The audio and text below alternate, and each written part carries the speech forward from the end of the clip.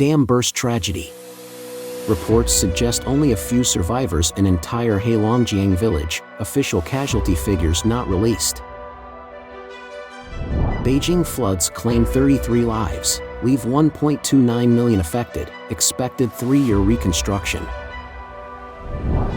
Subway construction has led to ground subsidence in a Wuhan neighborhood, prompting the urgent overnight evacuation of residents. Hopeless economic recovery, China's July imports and exports plunge dramatically.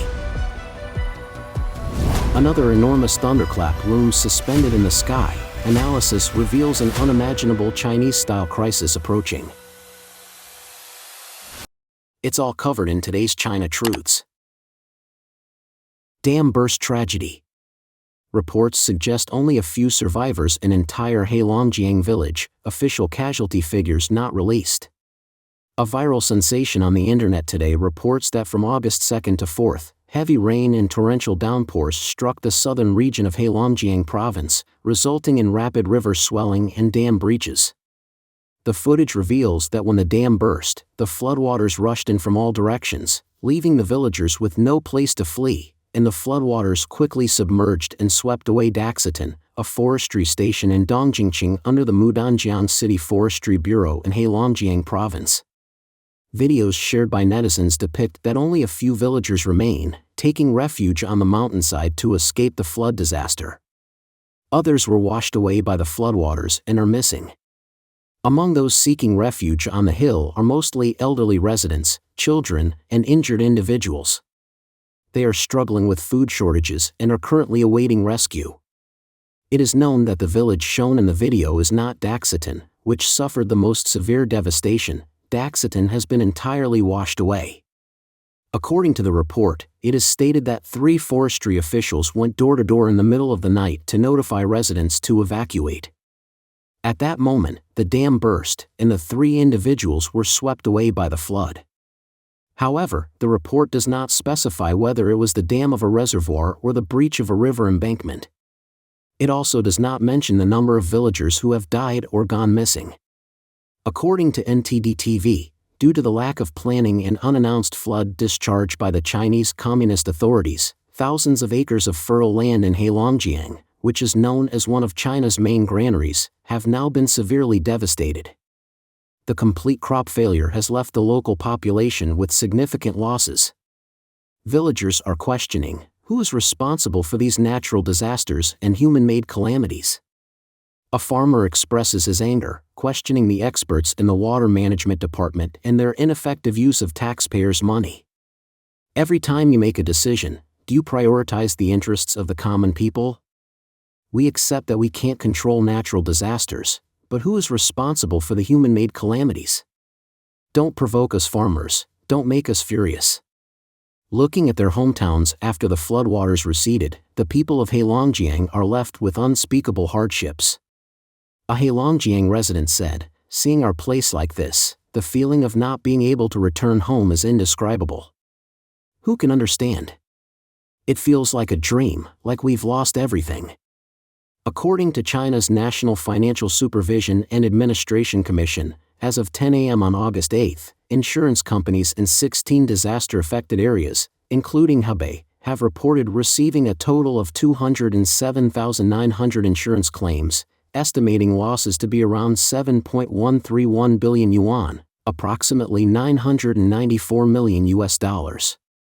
At present, they have already settled 68,600 cases, with a total payout amounting to 432 million yuan, approximately $60 million. Beijing floods claim 33 lives, leave 1.29 million affected, expected 3-year reconstruction. Due to being hit by a massive flood disaster recently, Beijing has incurred heavy economic losses and casualties. The latest official report from the Beijing municipal government indicates that nearly 1.29 million people have been affected by this catastrophe, with 59,000 houses collapsing and 147,000 houses suffering severe damage. The affected area for agricultural crops is estimated at 225,000 acres. As of August 8, 2400 hours, the disaster has resulted in 33 deaths, and 18 people are still missing. The calculation of property losses is ongoing. However, local residents in Beijing do not believe the death toll figures announced by the CCP authorities. Mr. Li, a resident of Fangshan district in Beijing, told Sound of Hope Radio, "Who would believe it? Who would believe it? Based on what I know about Nangu, I heard on August 2nd that a bus got trapped and didn't come out. It was completely buried. How many people were on that bus?" Mentugu is very much like Fangshan district.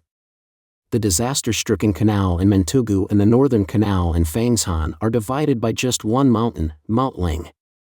As a result, their losses are nearly identical. Roads have been utterly obliterated, villages have been ravaged, and regarding the count of casualties, it's best not to trust the official report. To get a more accurate figure from the official statement, simply append a 0 at the end.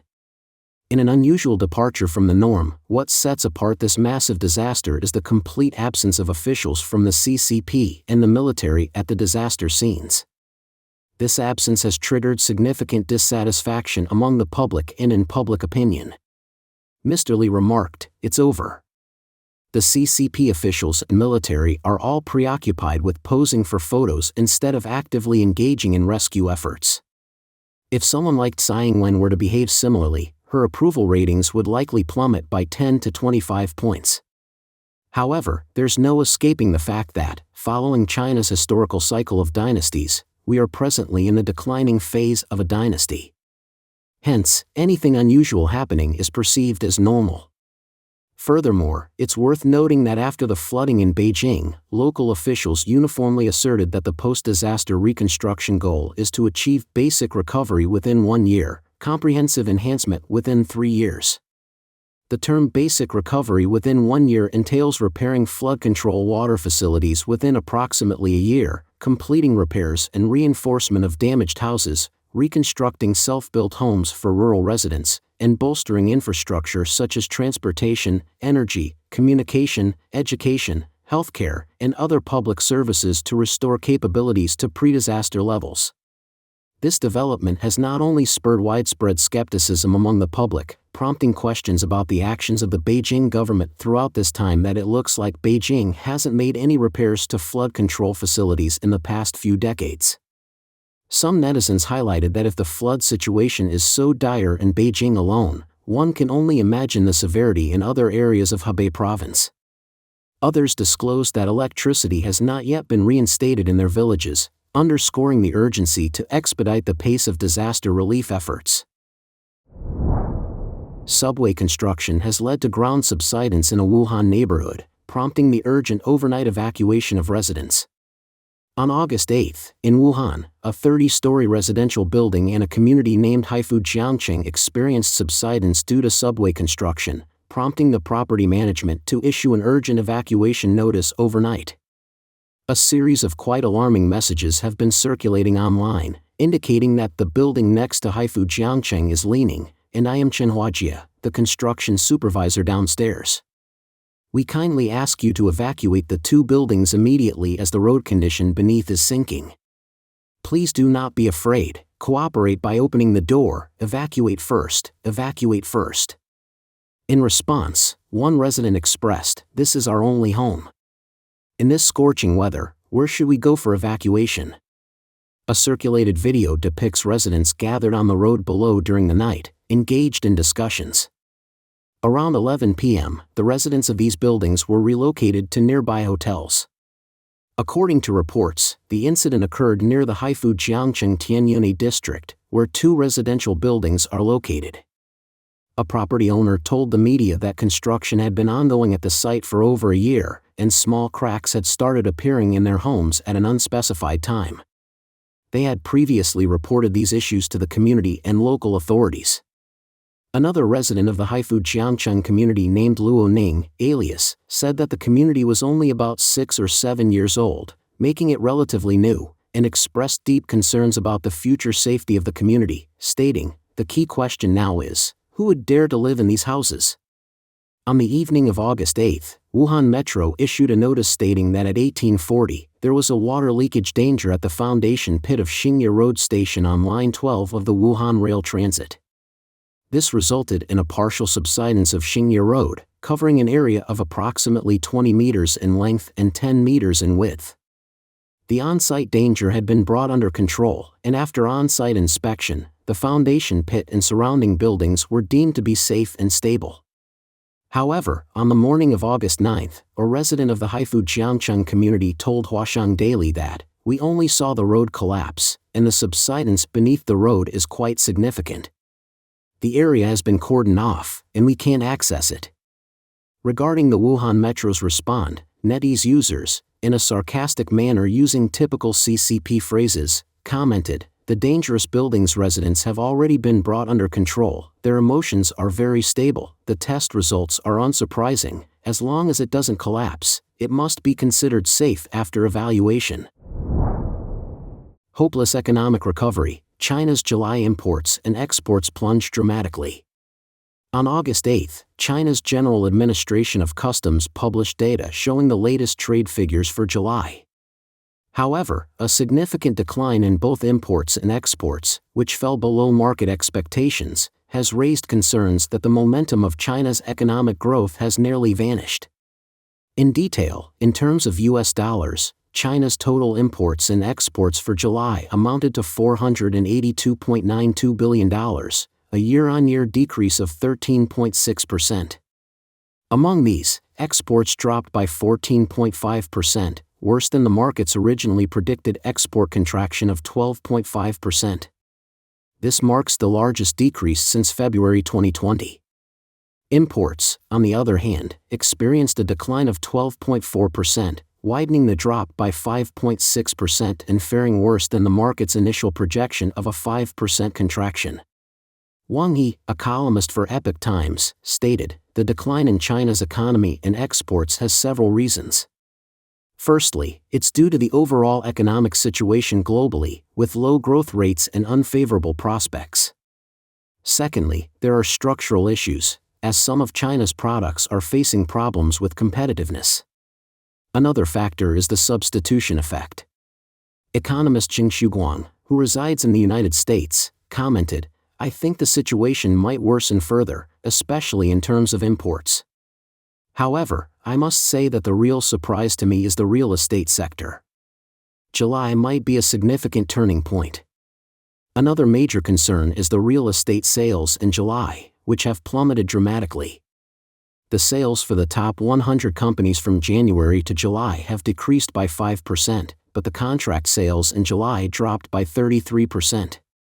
Additionally, in July, Country Garden sales dropped by 60%. So, it seems that if urgent and significant measures are not taken in the real estate sector, a feeling of imminent crisis might be approaching. Regionally, China's exports to major countries like the United States and Europe have all fallen compared to the same period last year. In detail, it decreased to $42.3 billion, marking a 23% year-on-year decline, which has been consistent for 12 consecutive months. Imports from the United States also dropped to $12 billion, a decrease of 11.1%. Similarly, China's exports to the European Union also saw a year-on-year drop of 39.5%, amounting to $42.4 billion, while imports from the EU plummeted even further by 44.1%, reaching $23.3 billion. In contrast, China's exports to Russia in July increased by 52% year-on-year, highlighting the increasingly close economic and trade relationship between China and Russia against the backdrop of the Russia-Ukraine conflict and Western sanctions. Experts believe that the comprehensive decline in China's imports and exports underscores the mounting pressure on China's economy, which is already grappling with challenges due to a global economic slowdown. According to Wang He, China's three pillars of investment, consumption, and exports have all ground to a halt, exacerbating the ongoing deterioration of the Chinese economy. Despite the Beijing authorities' efforts to implement additional measures aimed at stimulating economic growth, there has been minimal discernible impact thus far. Mr. Wang emphasized, unless the CCP fundamentally shifts its international strategy, makes profound adjustments to domestic policies, and thoroughly overhauls its economic approach, the future of China's economy will remain uncertain. Another enormous thunderclap looms suspended in the sky. Analysis reveals an unimaginable Chinese-style crisis approaching. The final news today continues to focus on the Chinese economy. 1 year ago, Evergrande plunged into a debt crisis, triggering a paralysis in the Chinese real estate market. Now, another Chinese real estate giant, Country Garden, is also teetering on the edge. On August 8, the Financial Times reported that Country Garden failed to make timely payments on 2 matured dollar-denominated debts. These 2 debts, totaling $22.5 million, represent the interest payments on 2 loans for Country Garden. These debts come with a grace period of 30 days. This implies that if Country Garden can make the payments within the next 30 days, it may avoid being declared in default. Financial journalist Hu Kaiping stated that this is a bigger bombshell than Evergrande, and it seems that Xi Jinping might have to step in to save the situation. But the question is how to save it. Xie Jina, chairman of Caixuan Media, mentioned that the debts of Evergrande and Country Garden are enormous, to the point where they could be described as debt capable of rivaling a nation's. In theory, these companies should have undergone bankruptcy liquidation long ago, but under the special system of the Chinese Communist Party, these companies that should have fallen cannot fall. As a result, it will ultimately fall upon the banks, and the crisis in the Chinese real estate industry is soon to collide with the financial system. If the entire burden falls on the Chinese banking industry, it will lead to a deeper crisis. A self-media expert in economic trend analysis, Lao Man, posted on August 8, stating that the Chinese-style economic crisis will be far more extensive and profound than anyone can imagine. One might say it's a relentless ordeal. Lao Man believes that the core issues of China's economy can be divided into 2 parts. Internally, the collapse of the real estate market and the bursting of the bubble will trigger a series of chain reactions. This includes a sharp decline in local government revenue, leading to a local debt crisis. Defaults on real estate developers' debts will then induce a financial system crisis. Inability of real estate developers to deliver properties on time will contribute to social unrest. Externally, the crisis stems from Western containment measures causing a sharp contraction in exports and accelerating outflows of foreign capital. Consequences will include an inevitable acceleration of the depreciation of the Chinese yuan and a further increase in widespread unemployment, fueling social unrest. Lao Man says that if we follow this logic, China is about to enter an exceptionally arduous period, which can be endured.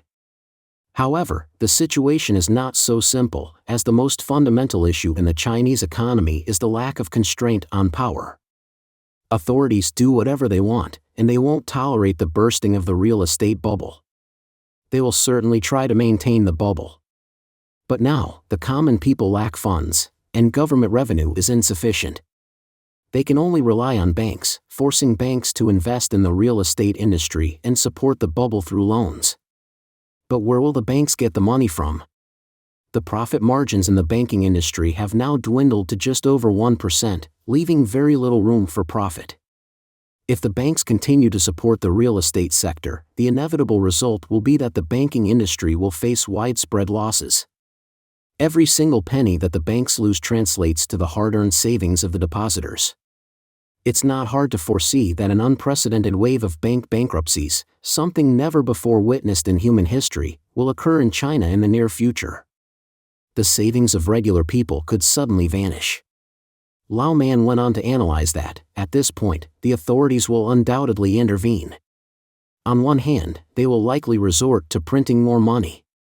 However, whether the act of printing money out of thin air can actually rescue the countless financially troubled commercial banks remains uncertain.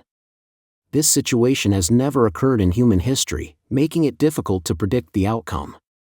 What can be guaranteed, though, is that the Chinese currency will depreciate to unimaginable levels. On the other hand, in an attempt to prevent societal unrest, the authorities will tighten their grip on the population. China might no longer have any independent media, and the entire Chinese society will be tightly compressed into a ticking time bomb brimming with pent-up frustrations. There will be no outlet for societal grievances to vent, and the ultimate consequences of such a scenario are beyond anyone's ability to predict. Don't forget to comment in the section below to share your opinions on today's topic with us. Make sure to like and subscribe to see more interesting topics from China Truths.